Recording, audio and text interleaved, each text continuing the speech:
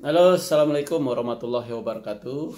Ketemu kembali bersama saya Dr. Hewan Jafrizal. Kali ini kita akan bahas tentang masalah rabies, bebas rabies. Ya, mengapa kita sulit bebas rabies? Ya, jadi kalau kita lihat di Indonesia ini untuk bebas rabies ini selalu ditunda-tunda ya. Ini yang terakhir ini 2030 kita akan bebas.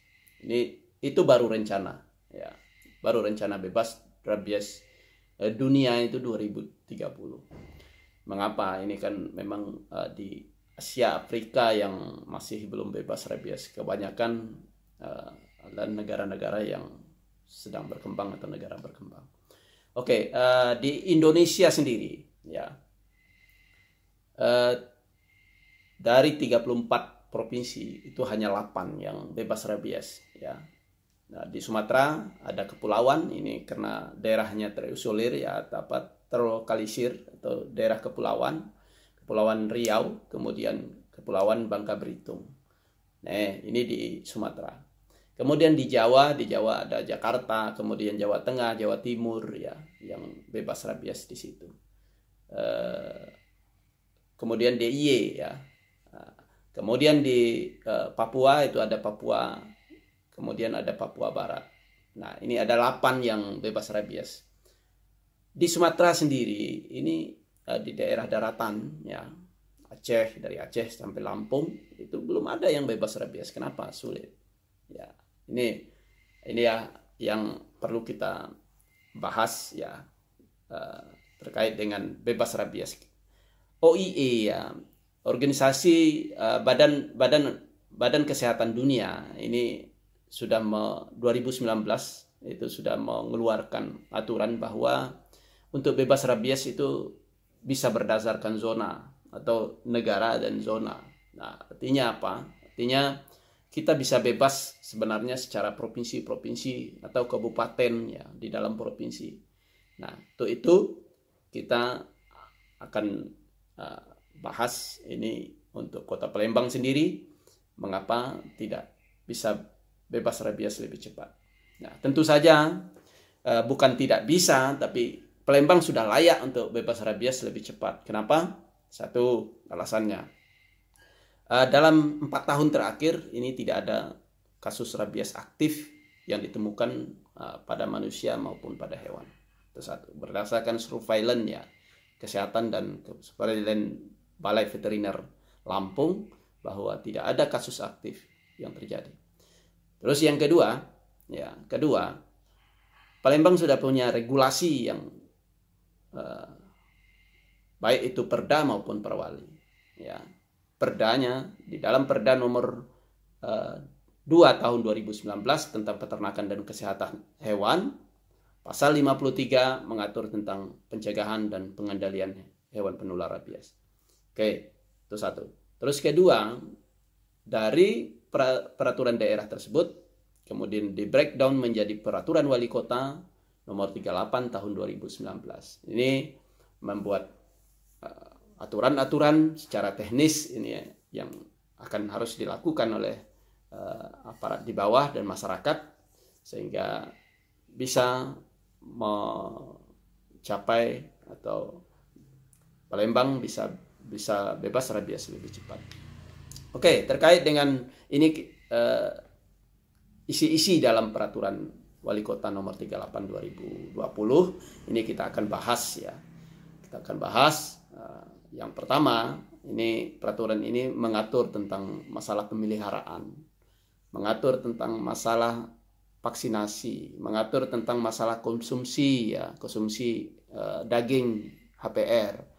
Kemudian mengatur masalah pengendalian, mengatur masalah pendataan, ya, mengatur tentang masalah lalu lintas, kemudian mengatur tentang masalah pengawasan pembinaan. Terus yang ketiga mengatur tentang masalah sanksi. Oke, kita akan bahas satu-satu ya. Mulai dari pemeliharaan. Pemeliharaan di dalam peraturan wali kota ini telah diatur tentang masalah setiap orang yang memelihara ini wajib bertanggung jawab terhadap hewan peliharaannya. Itu baik menyediakan makan, menyediakan kandang, kemudian vaksinasi, ya kan. Itu pengobatan itu menjadi tanggung jawab dari pemilik hewan.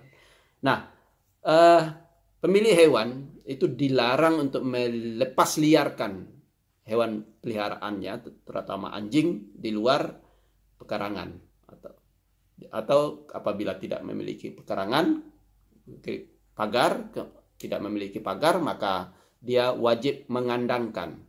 Apabila tidak punya kandang, maka dia wajib membuat tali, ya, mengikat, ya, dengan tali tambang yang ukuran 1,5, ya, 1,5 meter, itu diikatkan.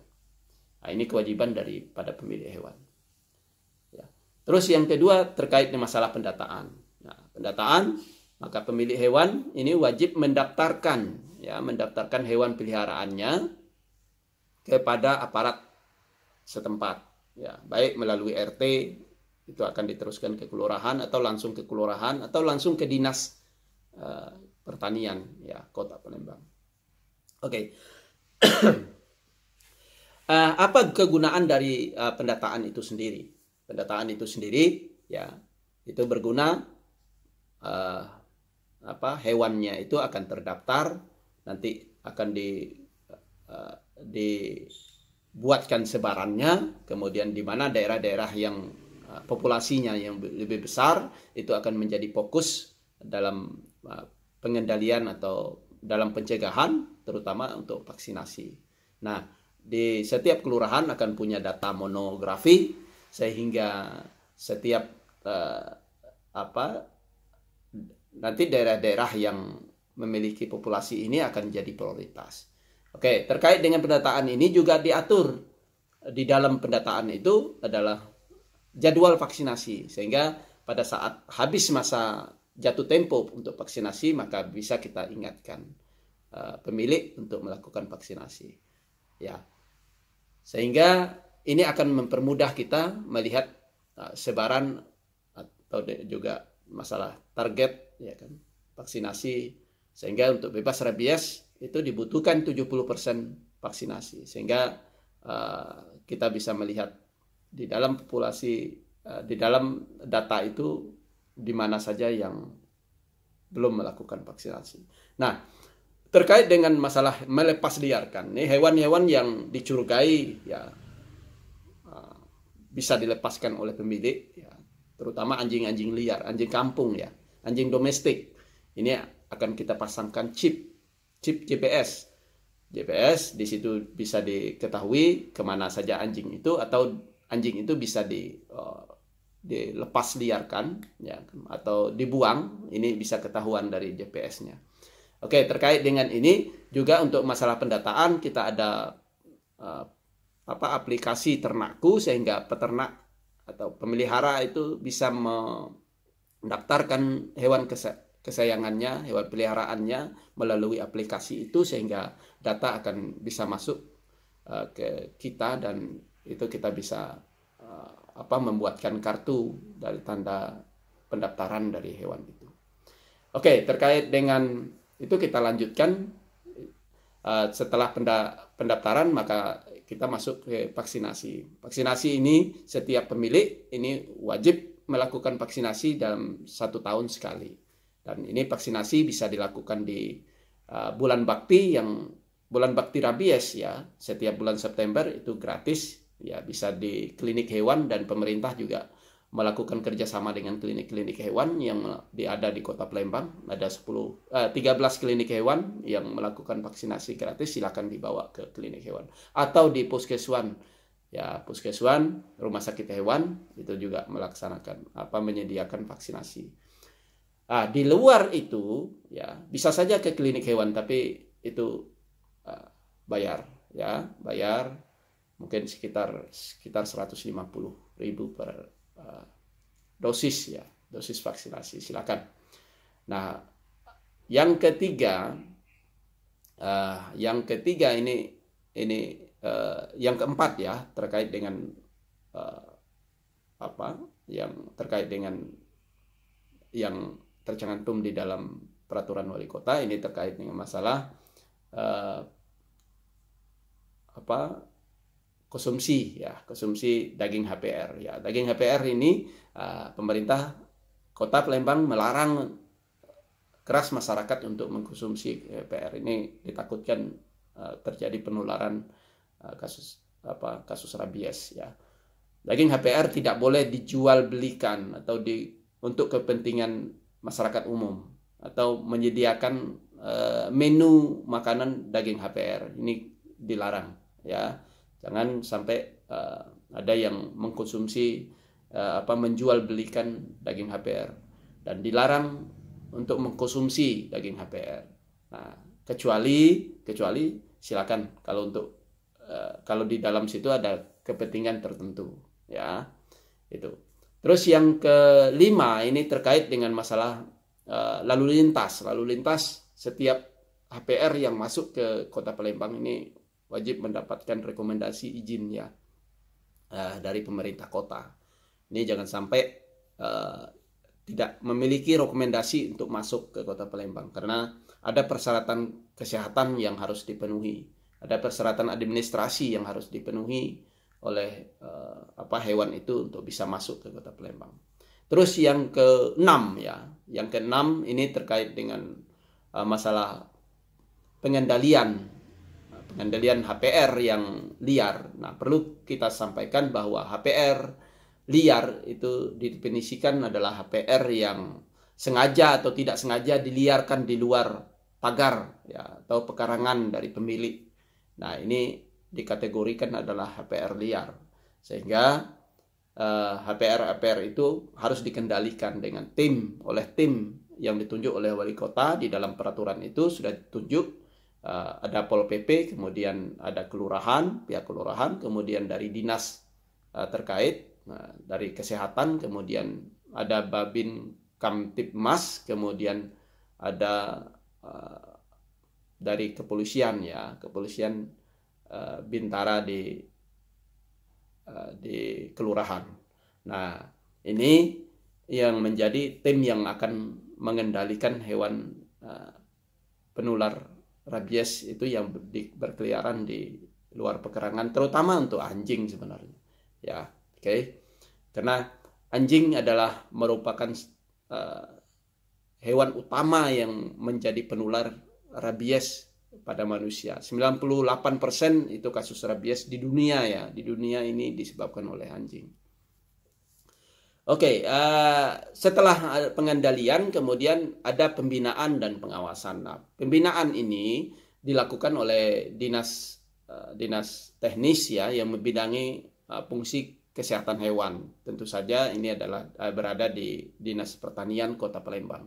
Nah, ini yang menjadi pengawas, kemudian ini di bawah Otoritas Veteriner Kota Palembang ya, pejabat Otoritas Veteriner Kota Palembang yang akan melakukan pembinaan. Terus yang selanjutnya adalah pengawasan. Pengawasan ini adalah menjadi tugas dari tim-tim pengendali ya, yang sudah saya sebutkan. Ini tetap bersama-sama melakukan pengawasan. Terkait dengan itu ada yang terakhir adalah masalah sanksi ya. Sanksi tentu saja kalau hewan yang diliarkan ini mendapat sanksi. Kemudian orang yang menyiksa, tidak memperlakukan hewannya atau tidak memelihara hewannya dengan baik, ini ada aturan sanksi. Ini sanksinya ada di peraturan daerah ya. Ini bisa didenda ya, perdata ya. Itu terkait dengan masalah, dan bisa dipidana. Itu terkait dengan masalah penganiayaan ya, atau menelantarkan hewan peliharaannya. Kemudian terkait dengan masalah konsumsi daging, kalau orang ada yang menjual belikan atau mengkonsumsi, itu akan disita ya, disita oleh aparat pengendali tadi. Kemudian untuk yang vaksinasi ya, kalau tidak melakukan vaksinasi tentu saja ini akan menjadi ada sanksinya. Kemudian juga pendataan, ini tentu saja ini butuh kerjasama dari masyarakat para pecinta dan para pemelihara hewan kesayangan di Kota Palembang. Nah, apabila langkah-langkah ini kita lakukan, tentu saja tidak butuh waktu lama, Palembang akan bebas rabies, karena dari segi pendataan dan segi vaksinasi dan segi pemeliharaan kita bisa terkontrol ya. Artinya apabila kita sudah bisa mengontrol itu semua, nah ini kita akan bisa bebas rabies lebih cepat. Pasti Palembang bisa. Ya, demikian mungkin yang bisa saya sampaikan. Wabillahi taufik wal hidayah. Semoga bisa bermanfaat. Wassalamualaikum warahmatullahi wabarakatuh.